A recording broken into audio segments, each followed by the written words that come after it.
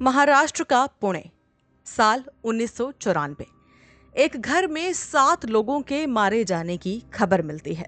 पता चलता है कि ये पुणे के उस इलाके का बड़ा और नामी परिवार था। लोग इन्हें राठी परिवार के नाम से जानते थे। सूचना मिलने के बाद पुलिस पहुंचती है मौके पर। घर के हालात देखकर, हर जगह खून देखकर हैरत में पड़ जाती है, क्योंकि उस समय के लिए ये काफी अलग, काफी भयंकर और काफी बेरहम मामला था। पता चलता है कि मरने वाले लोगों में एक गर्भवती यानी प्रेग्नेंट औरत, 2 छोटे बच्चे और घर की एक नौकरानी भी शामिल है। हत्याएं इस तरह से हुई थीं कि घर में हर जगह खून ही खून बिखरा था। अलमारियां बिखरी हुई थी। साफ लग रहा था कि चोरी या डकैती का ये मामला हो सकता है। लेकिन जितनी बेदर्दी से खून किया गया था, उस वक्त पुलिस को यह भी लगा कि हो सकता है कि किसी बदले के लिए इन सभी का कत्ल किया गया हो। जल्द ही ये मामला मीडिया में छा गया। हर तरफ इस मामले की चर्चा हो रही थी।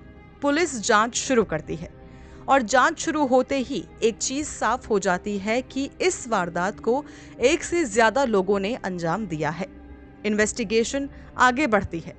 पुलिस को तमाम सबूत मिलते हैं और आखिरकार मामले में कुल 3 लोग पुलिस के हत्थे चढ़ जाते हैं। अब इससे आगे क्या होता है कि पुलिस कस्टडी में एक आरोपी सरकारी गवाह बनने को तैयार हो जाता है। वो कहता है कि इन हत्याओं को अंजाम दिया था नारायण चेतनराम चौधरी ने। अब मामला कोर्ट में जाता है। आरोपियों को उम्र कैद और फिर फांसी की सजा मिलती है। अब फांसी की सजा लाजमी थी, क्योंकि अपराध खुद रेयरेस्ट ऑफ द रेयर का था। 7 लोगों की हत्या हुई थी और वो भी बहुत बेरहमी से। लेकिन आरोपी अब हायर कोर्ट में अपील करते हैं। सितंबर 2000 के अपने फैसले में हाई कोर्ट इस अपराध में शामिल इन दोनों आरोपियों की तुलना खून का स्वाद चखने वाले एक पागल जानवर से करता है। तो सितंबर 2000 में पहले मुंबई हाई कोर्ट और फिर बाद में सुप्रीम हाई कोर्ट तो सितंबर 2000 में पहले मुंबई हाई कोर्ट और बाद में सुप्रीम कोर्ट इस मौत की सजा को बरकरार रखता है। कोई भी कोर्ट दया दिखाने के मूड में था ही नहीं। दोनों आरोपी अब अपनी मौत की सजा का इंतजार करने लगते हैं। कुल मिलाकर राठी परिवार को इंसाफ मिल चुका था। दोनों आरोपियों को सजा मिली थी और वो भी फांसी की सजा। लेकिन यहाँ से कहानी का एक और सिरा शुरू होता है। अब नई कहानी शुरू होती है, जो कि है एक इन्हीं में से आरोपी की, नारायण चेतनराम चौधरी की। दरअसल नारायण राजस्थान का रहने वाला था और घर से भागकर पुणे पहुंचा था। पुणे आने के कुछ ही समय बाद वो इस अपराध में पकड़ा गया और फिर जेल पहुंच गया। बताया जाता है कि पुलिस ने इसे राजस्थान से ही गिरफ्तार भी किया था। अब जेल में रहते हुए नारायण का मन पढ़ाई लिखाई में लगने लगा। मौत का इंतजार करते करते कब उसने अपनी स्कूलिंग पूरी की, नॉवेल्स पढ़नी शुरू की, किताबें पढ़नी शुरू की, उसे पता ही नहीं चला। किताबें भी अलग अलग राइटर्स की। जेल में कुछ साल बीतने के बाद उसने कुछ ही समय में हिंदी और मराठी लिखनी पढ़नी दोनों सीख ली थी। विदेश के बारे में नॉवेल्स के जरिए पढ़ा। बाहर के लोग, उनका समाज कैसा होता है, कौन सा देश कहाँ पर है, ये सब कुछ किताबों के जरिए उसने पढ़ा और समझने की कोशिश की। तमाम अखबार अब नारायण पढ़ने लगा था। ऐसा करते करते कई साल बीत गए और साल 2005 आया। जेल में रहकर स्कूल की पढ़ाई पूरी करने वाला नारायण अब आगे पढ़ना चाहता था। उसने ग्रेजुएशन कोर्स करने के लिए राजस्थान में अपने परिवार से कुछ डॉक्यूमेंट्स भेजने को कहा। डॉक्यूमेंट के जरिए नारायण को एक हैरानी वाली बात पता चली कि उसकी उम्र उस वारदात के समय 12-13 साल ही थी। यानी उस समय वो जुवेनाइल, किशोर था। साथ ही उसका नाम नारायण नहीं बल्कि निराना राम चौधरी था। अब आप लोग जानते ही होंगे कि हमारे देश में किसी जुवेनाइल को किसी अपराध के लिए मैक्सिमम सजा 3 साल की मिलती है। कुछ सालों में अदालतों ने जुवेनाइल होने की उम्र बदली है, लेकिन कानून यही है कि अपराध में शामिल कोई शख्स अगर जुवेनाइल है तो उसे 3 ही साल की सजा मिलेगी। याद हो तो निर्भया मामले में 4 आरोपियों को फांसी की सजा हुई थी। एक आरोपी ने पहले ही आत्महत्या कर ली थी और जो छठा आरोपी था, क्योंकि अपराध के वक्त वो 18 साल से कम उम्र का था, इसीलिए उसे 3 साल के बाद ही रिहा कर दिया गया था। हालांकि उम्र कम रही होगी तो इसे लेकर निराना राम ने ज्यादा नहीं सोचा। लेकिन ग्रेजुएशन के दौरान ही उसने एक दिन अखबार में एक खबर पढ़ी। एक मामले को लेकर सुप्रीम कोर्ट का बयान था। कोर्ट का कहना था कि किशोर या नाबालिग होने का दावा करने के लिए वारदात के समय आरोपी की उम्र पर विचार किया जाना चाहिए। निराना राम को एहसास हुआ कि ये बात उस पर भी लागू होती है। अब पुलिस ने उसकी गिरफ्तारी के समय उम्र गलत लिखी थी, ये बात तो पता चल गई, लेकिन ये बात पूरी तरह से साफ नहीं हो पाई कि पुलिस फाइलों में उसका नाम गलत कैसे पहुंचा और उम्र भी भला गलत कैसे लिखी गई थी।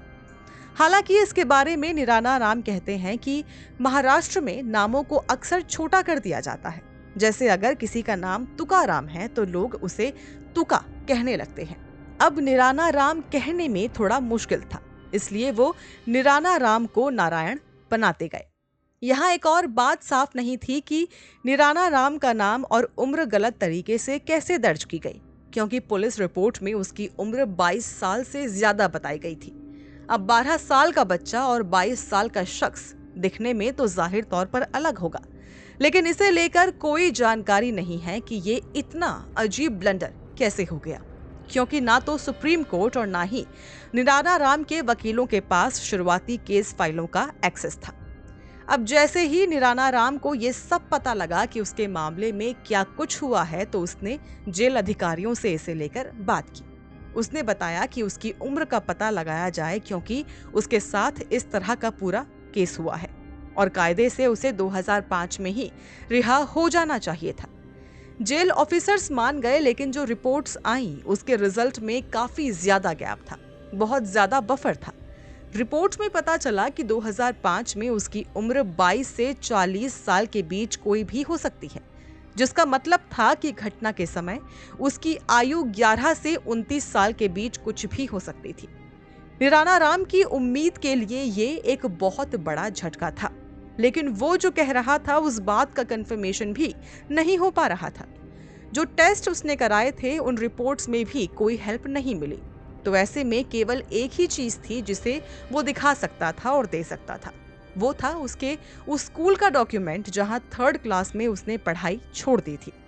तो सभी जरूरी दस्तावेज को हासिल करने के लिए और इसी बीच कुछ ह्यूमन राइट्स के वकीलों से बात करने के बाद आखिरकार 2014 में वो प्रोजेक्ट 39A से जुड़ा, जो इस पूरे मामले को सुप्रीम कोर्ट में ले गए।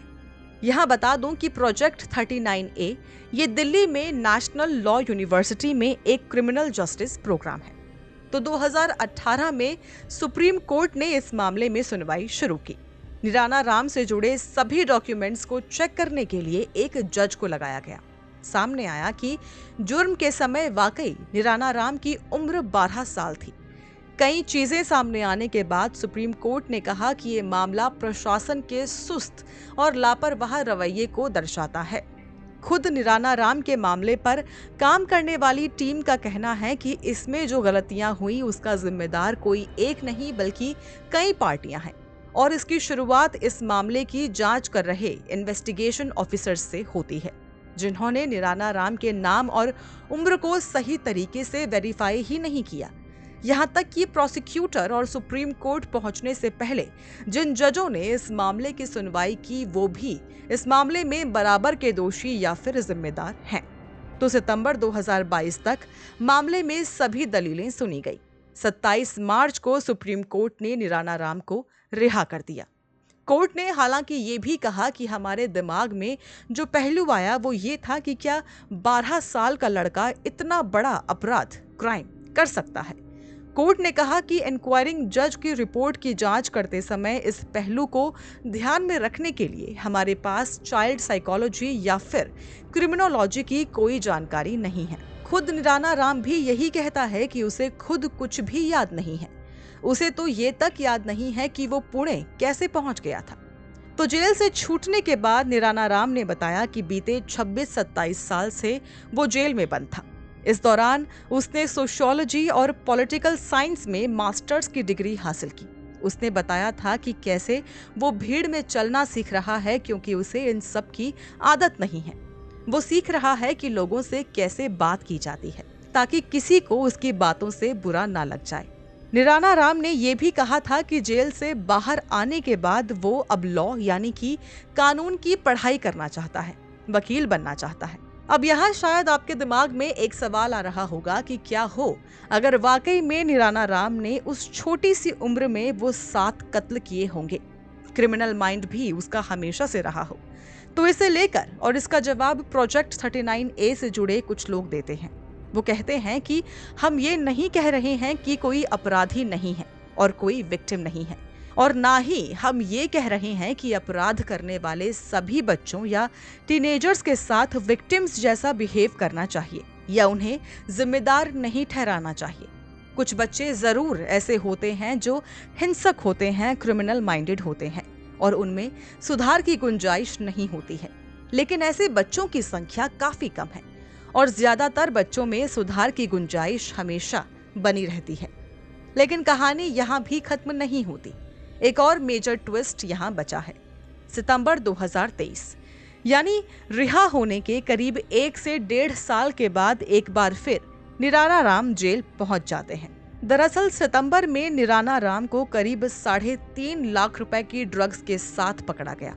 पता चला कि रिहा होने के बाद निराला राम वापस अपने घर राजस्थान चले गए थे और अपने घर वालों के साथ रहने लगे थे। लेकिन इस दौरान उन्हें एक शख्स मिला जिसने उन्हें पुणे आकर ड्रग्स डिलीवर करने का काम दिया था। इस मामले में फिलहाल कोई अपडेट नहीं मिल पाया है, लेकिन केस कोर्ट में है और निराला राम शायद एक बार फिर सलाखों के पीछे पहुंच गए हैं। 12 साल की उम्र में जेल गए निराला राम 41वें साल में जेल से बाहर निकले थे और 43-44 की उम्र में एक बार फिर सलाखों के पीछे पहुंच गए। इस पूरे मामले को लेकर आप क्या कहेंगे? राठी हत्याकांड से लेकर निराला राम को जेल में रहकर पढ़ाई लिखाई करने और फिर जेल से बाहर आने के बाद एक बार फिर से क्राइम की दुनिया में उनके लौटने पर जरूर शेयर कीजिए हमसे अपने व्यूज अपने कमेंट्स के थ्रू, और सब्सक्राइब करना बिल्कुल ना भूलें हमारा चैनल डार्क टेल्स, जहां हम आए दिन आपके लिए लेकर आते हैं कुछ खास तो कुछ बेहद खौफनाक क्राइम स्टोरीज।